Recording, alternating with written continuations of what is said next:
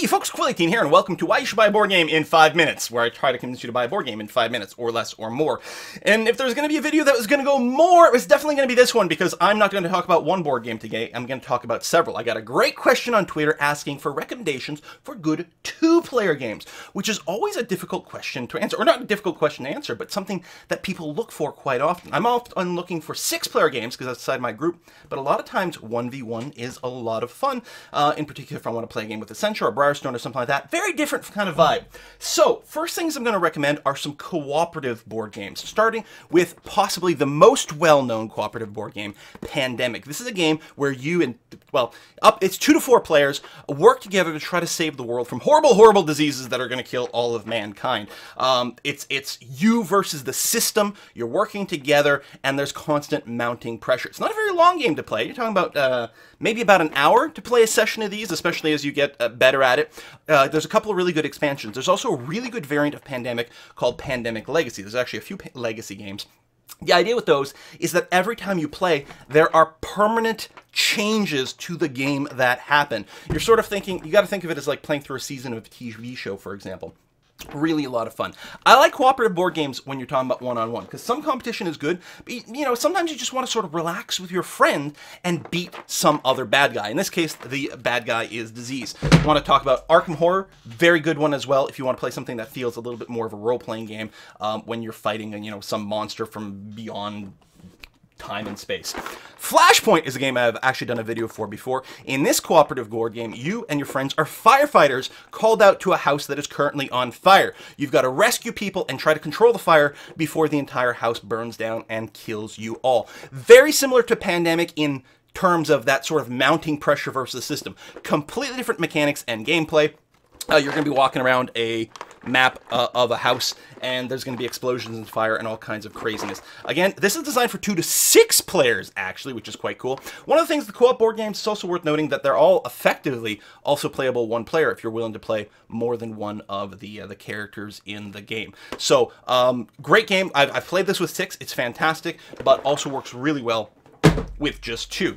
The final sort of co-op kind of board game I'm going to talk about is Sherlock Holmes Consulting Detective. This is very different from your standard board game because it's very light on any kind of rules or crunch. Instead, it really is like taking part in a Sherlock Holmes novel. This has 10 different mysteries in it that you can play through. It gets a big map of London. It's got a bunch of newspapers. It's got a thick booklet with like every location in the city. We're talking about like hundreds of locations in the city that you can visit. Every mystery starts with, you know, well, someone got killed or something like that. There's some backstory, and you start probably by going to the scene of the crime, trying to pick up some clues, like, and just by reading flavor text about the location you're in, you try to sort of pick up some clues that way.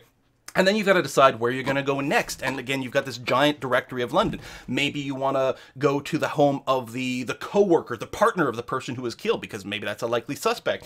Or maybe you want to check out the manufacturer of the company that made this product that you found at the scene of the crime.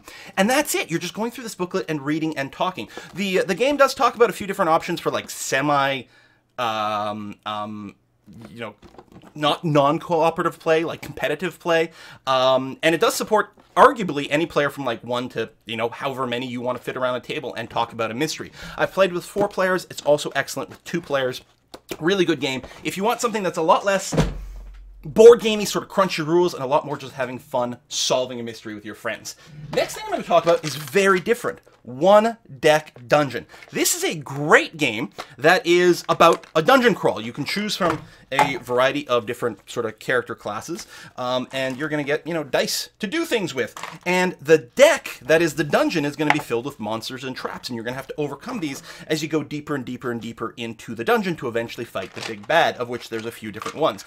There's also mechanics in here for more sort of persistent legacy gameplay, where you level up your character over time, and your characters do develop over the course of any single session, more experience levels, more skills, and more weapons. It can play single player or 2 players, or if you want to buy a second set, you can play with 3 or 4 players as well.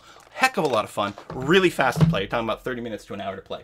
Next, I want to talk about some card games. Oh man, we're hitting that limit that you can play. One of my favorite card games to play is Star Realms. Star Realms is a deck building game. Dominion's a really good example of a deck building game, but for me, when we're talking about 1 versus 1, Star Realms is by far my favorite. Deck building games, basically each player starts with a basic deck. There's going to be some sort of marketplace or pool of cards in the middle, and during play, you're going to be perhaps damaging your opponent, but also buying more cards from the middle, putting them into your deck, which is constantly being reshuffled and recycled. So you're trying to purchase cards that build towards some sort of combo or some sort of mechanic.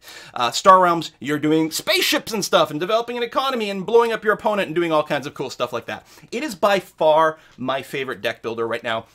There's a great digital version available on Steam for PC, Mac. It's also available on all kinds of mobile devices, and of course, a real-life version as well. Heck of a lot of fun, not hard to learn at all, and there's some excellent expansions for it that are well worth it. Other card games that are interesting are these card games that used to be collectible card games. So just like Magic the Gathering or Pokemon or whatever, you're buying like booster packs and spending a lot of money to try to get all the power cards. But Netrunner and Doomtown, which were collectible card games around, 10, 15 years ago. I don't know when they were really at their prime.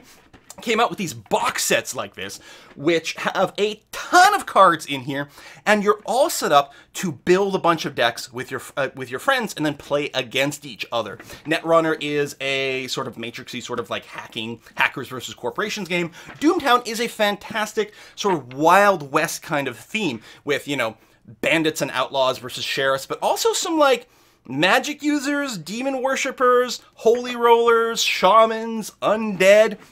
Lots of kind of vibes going that way in Doomtown. One of the things I love about this is, in addition to just being a sort of normal collectible card game where you build a deck, each card in your deck actually it's a normal playing card as well. So, some dude might be the King of Spades, some location might be the 7 of Diamonds, and all combat, and in fact, most mechanics in this game are resolved by drawing 5 cards and revealing a poker hand, which I think is absolutely fantastic. That's the end of my recommendations. We've gone way over our limit, as I expected, because we were cramming a lot of games in here. But thank you very much for the continued suggestions down in the comments, also on Twitter. Really appreciate it. Thanks for watching. Thanks for subscribing, and I'll see you guys next time.